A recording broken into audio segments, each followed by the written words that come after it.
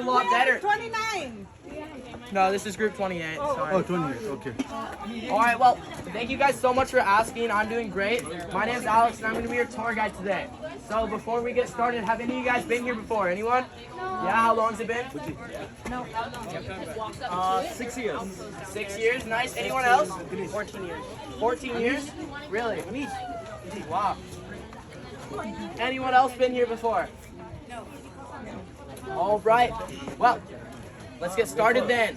For all you guys that have been here, I just want to warn you guys that not much has changed. The tour guides may have gotten a little grumpier and the dad jokes have gotten worse. I'm just warning you, okay?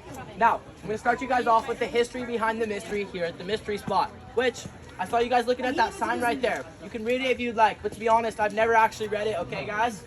Now that one down there, which is now the parking lot where most of you guys probably park. And this beautiful hillside here was all owned by a lumber company in 1939. Then also in 1939, a man named George Prather came along, but we're just gonna call him Mr. Prather, all right? Now, Mr. Prather wanted to buy that land down there that is now the parking lot to build a summer home for him and his wife in our beautiful Santa Cruz Redwoods. But the lumber company told him that if he wanted to buy that land down there, he was also going to be required to buy this hillside along with it. Now, Mr. Prather saw this as an amazing deal because it was all at a discounted price and he could afford it, so he took the deal. But it wasn't until after he bought all this land that the lumber company told him it was actually a terrible idea to build on that hillside up there, and that everything that he was going to try to build would just fall off its platform and totally not work out. But if you look at that hillside, you may notice that Mr. Prather was actually a terrible listener because he built up there anyway. Now, before Mr. Prather started building that cabin up on the hillside, he sent surveyors up there to plan his construction. And these surveyors noticed some strange things that were going on here at the Mistry spot. So I'm going to go over those with you guys. The first strange thing that they noticed was that all their compass readings were completely inaccurate. With north showing up as, come on guys, north showing up as, south, thank you, and west showing up as. All right, I see about 6 of you guys past second grade. That's okay though. Now the second thing that these surveyors noticed was that hillside right there is a lot harder to walk up than it looks. They said it feels about twice as hard to walk up that hillside than it looks, which don't worry guys, we will all be getting to experience, all right? Now the third thing that these surveyors noticed was that all sorts of gravitational problems were happening in a 150-foot circle.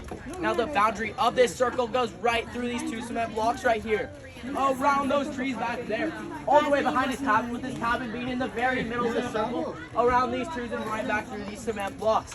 This giant circle is what we like to call today the Mistry spot. No, the Mistry circle.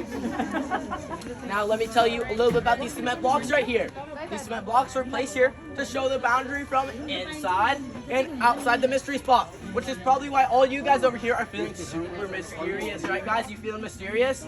Yeah, a little bit mysterious? And you guys over here are probably feeling like you're getting ripped off. $10, right guys? Yeah, sorry about that.